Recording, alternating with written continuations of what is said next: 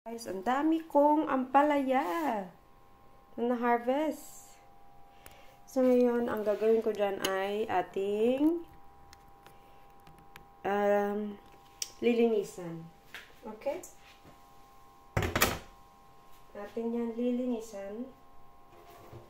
Wait lang.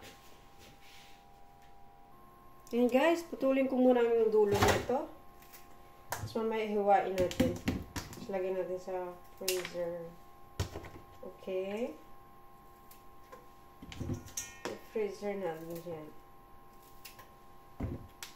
Freezer natin maya. Sensya na sa boses ko guys dahil may meron akong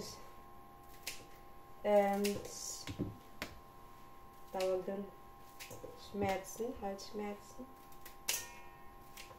Kuntingin ko lang kasi naman kailangan muna yung yung ating tapalan. Gamitin na natin mamaya.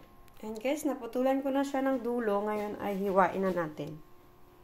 Kasi lalagay ko siya sa freezer.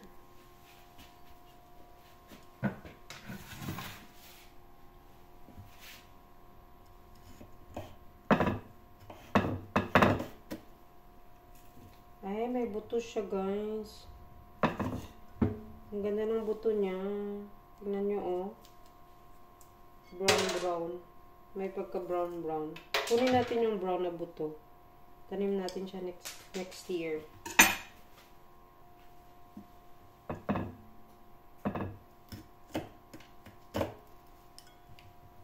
Oh! Ito rin, oh. Hinog na rin siya, oh.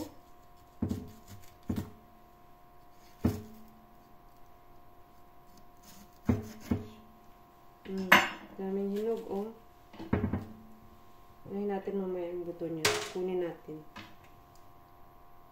Paano ba ang hiwa natin dyan? Ito na lang. Pag ganyan na lang. Ayan. Yung mga buto siya, guys. Wow! Ganda ng mga buto. Gilid natin.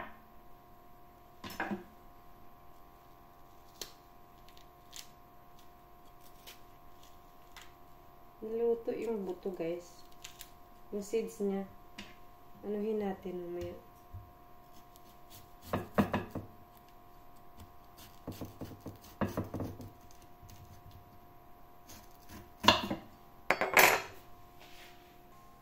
Ayan guys, naiwa ko na siya.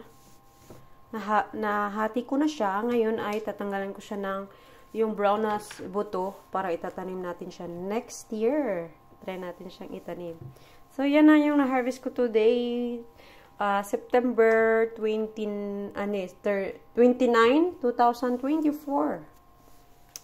Yan guys. Thank you for watching. Bye!